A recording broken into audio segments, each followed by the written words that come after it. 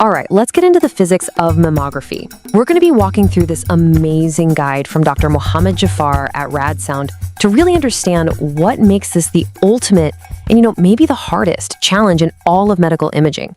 So let's start with this quote because it just says it all, doesn't it? We are talking about a world where the difference between finding a cancer and missing it is a fraction of a millimeter. That is the razor's edge we're working on. It really sets the stakes for everything we're about to cover. So here's our game plan. We'll kick things off by digging into what makes this such an ultimate challenge. Then we'll get familiar with the anatomy we're actually imaging. After that, we're going to explore the super specialized tools that physics gives us.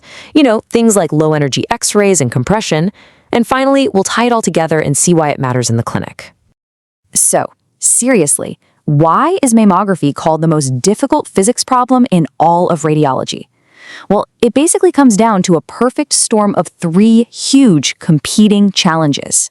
First off, the contrast is just ridiculously low. The actual physical difference between healthy tissue and cancerous tissue is tiny. The way they absorb X-rays differs by only about 15%. It's kind of like trying to spot a gray rock on a gravel path. It just doesn't want to stand out. Second, the things we're looking for are microscopic. One of the earliest signs of breast cancer can be these things called microcalcifications, teeny tiny specks of calcium. And we have to reliably find these things when they're as small as 1/10 of a millimeter. To put that in perspective, that's literally about the width of a single human hair. And third, and this is absolutely critical, we have to pull this all off using the lowest possible radiation dose. Remember, mammography is a screening tool. It's used on millions of perfectly healthy people. So the guiding principle is do no harm.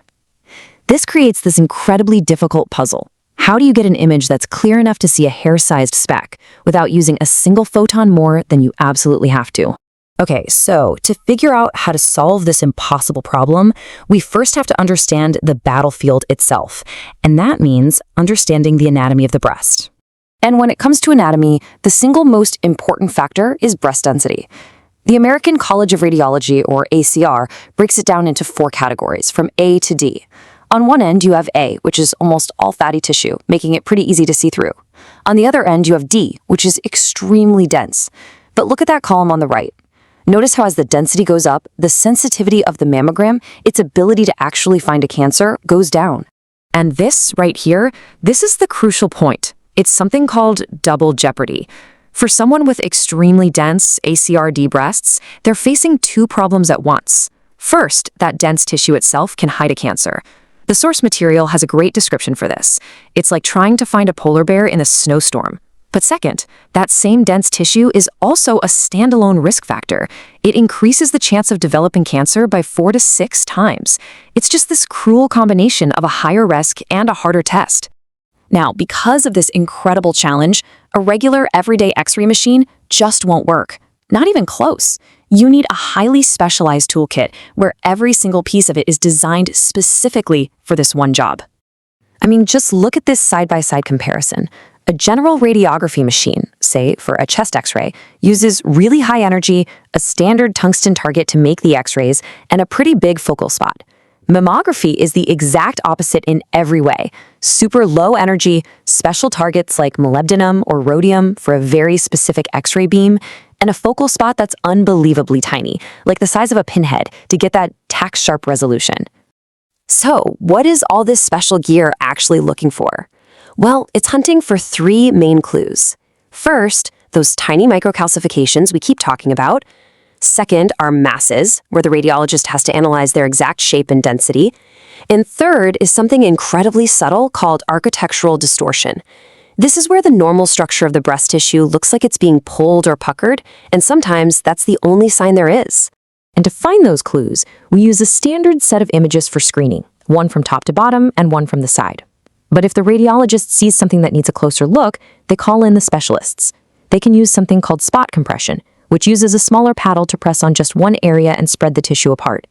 Or they can do a magnification view, which basically puts the area under a microscope to get a really good look at those tiny microcalcifications. Even the physical shape of the machine is totally unique.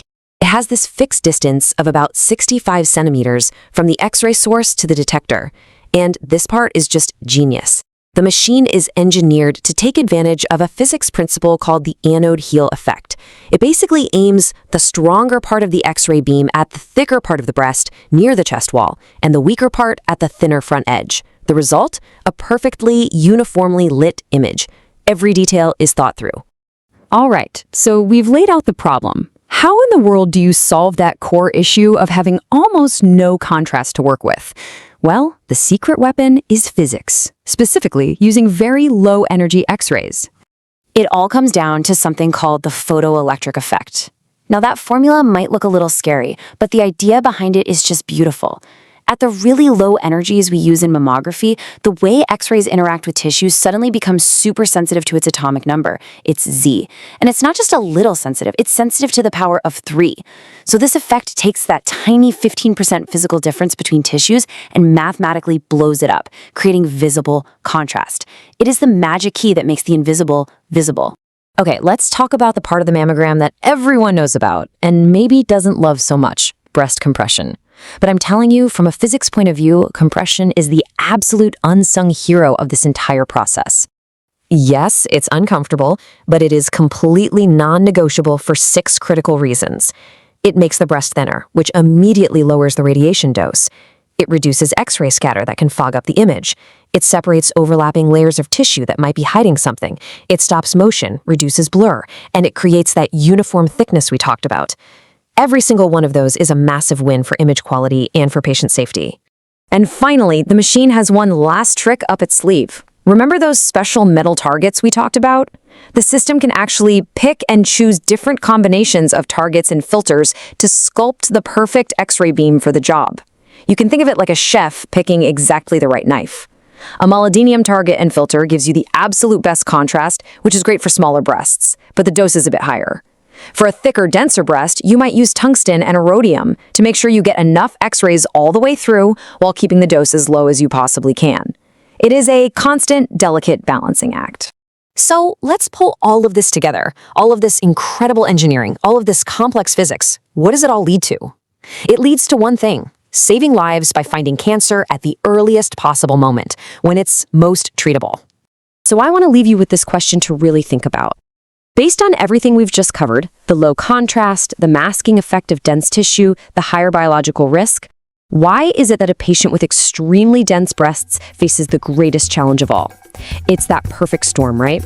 It's where a biological risk and a fundamental physics problem collide, and it's why every single one of these details we've discussed is so incredibly important.